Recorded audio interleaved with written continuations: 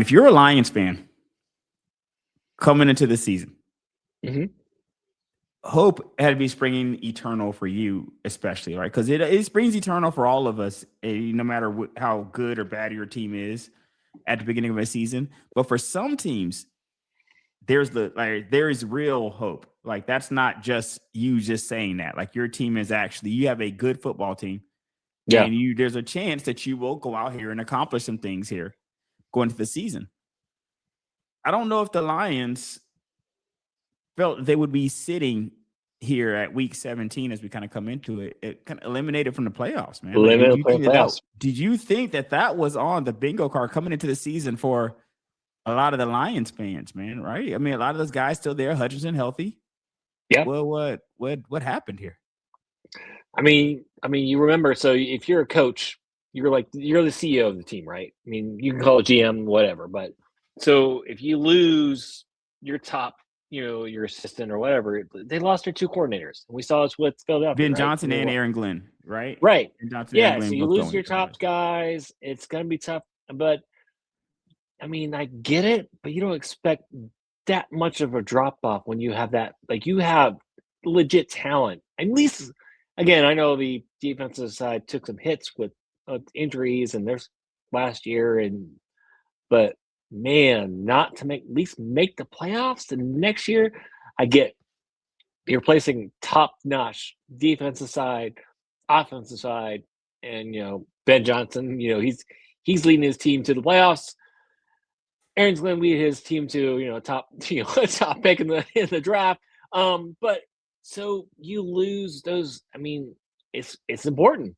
I mean, we've seen it with them. We see it with Philadelphia, but gosh, you don't expect to see that big of a drop off where you're not at least making the playoffs.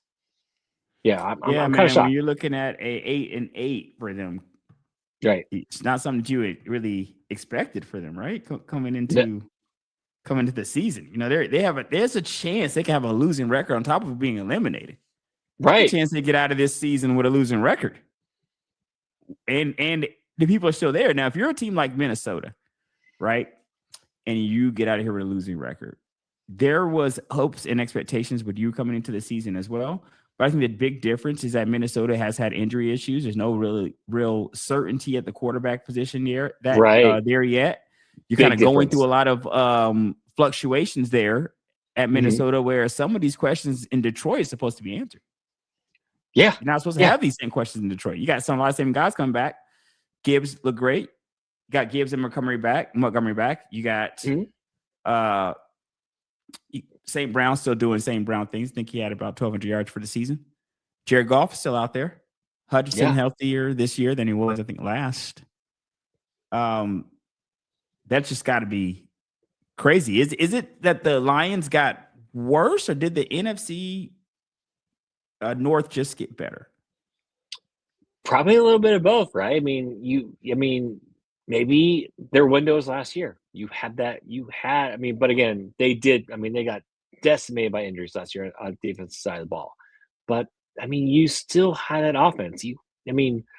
Goff you have a legit number one, a legit number two running back. You have a legit number one running or wide receiver, a legit number two, and I mean, Jameson, you can make a case he might be a number one on somewhere, but again, you have two top wide receivers. I get your tight end went on IR for the rest of the year, but I mean, you should still be better than, like you said, not looking to be a losing record by the end of the year. I mean, just with that offense alone, you should be able.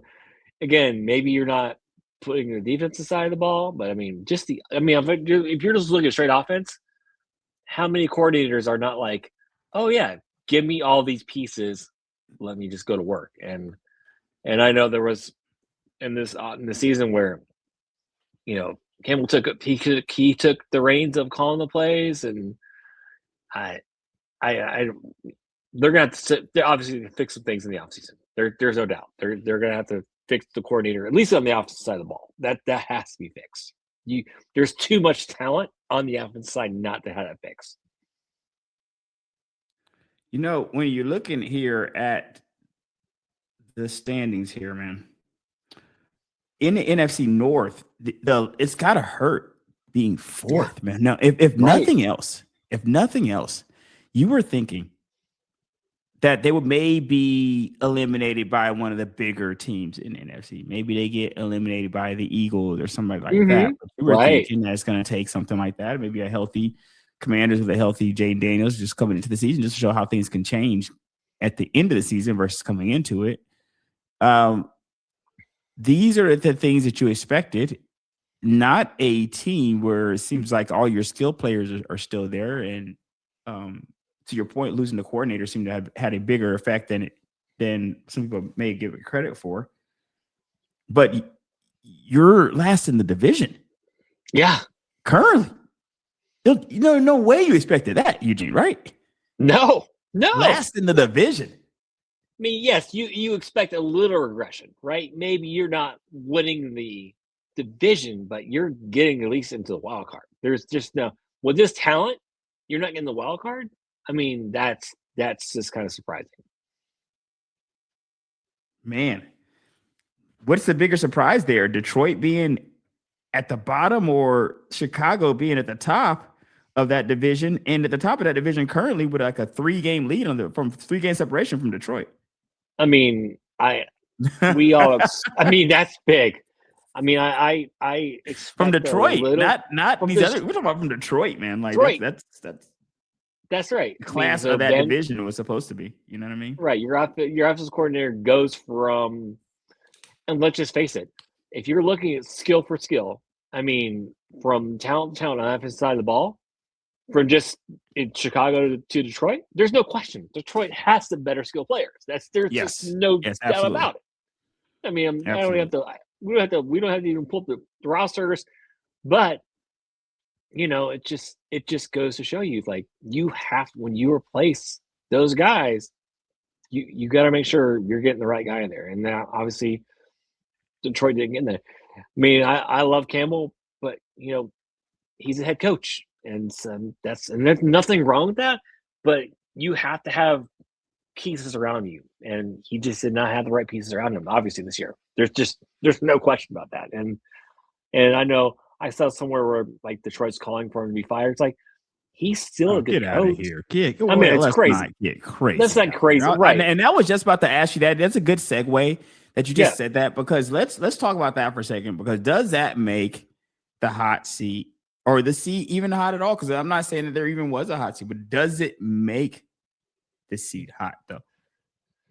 I don't think so. I mean, I think there's I'm gonna look up his record, his coaching record while you talk about that. Yeah. I mean, I think there's coaches that know they need things around them, and there's nothing wrong with that. You have certain coaches. I mean, when Dan Quinn was with the Falcons, we knew that Dan could be the head coach and help out on the defense side of the ball. And then he needed the offensive side taken care of. And when that went away, that's where he was exposed. And I just think when you take two pieces away from Dan, the offensive side and defensive side, because Dan was no more for the defensive side, you get exposed, and there's nothing wrong with that. I mean, they just need to go. I'm sorry. The guy's a winner. I mean, let's just face it. Yeah, I'm looking through the record here. He's got a 57% winning percentage, 84 and 47. I'm not sure if that counts. I'm sorry, 47 and 36. I'm not sure if that counts the latest loss. Yeah, it looks like it. 47, 36 and 1 is his record in Detroit. But that is 0.565, about 57% on the roundup. He wins about 57% of the games. He hasn't had a losing season since 2021. 2021, he was 3-13, 2020, and so he started in 2021 with the line. So, the last 3 years, it's been incredible. He's lost 7 games the last couple of years. So we'll see. I mean, hot seat is, how I did. So when it comes to certain coaches, you'll see me be quicker to put them on the hot seat than others. And what coaches like Dan Campbell I feel like he has earned a few years here. I feel like you want to go, let's slow burn these coaches like this, man, because to me, you should have to show incompetency more than a year or two before you forget all the other years and you Right. forget all the good stuff. Like now, all that stuff doesn't matter anymore because of what I'm seeing right now. And you see the better organizations don't fire coaches. Sometimes they hold on to them a little bit too long. But Exactly. I'd rather that than getting these coaches out of here after like 1 year. Now, when you're looking at a situation like certain coaches, like, and I'll use my coach here in Atlanta as an example here. When it comes to coaches, like if you come into a coaching job, kind of like how Raheem came into Atlanta, and this is his specific example, but I kind of mean this for any coach in any sport. Yeah.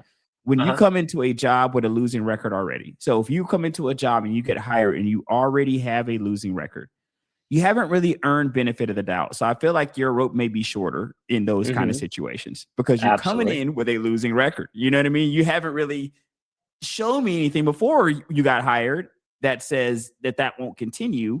But let's say you come in and you have a winning record and you have shown to be a winning pedigree coach. You win everywhere you go. You've shown that you have that pedigree.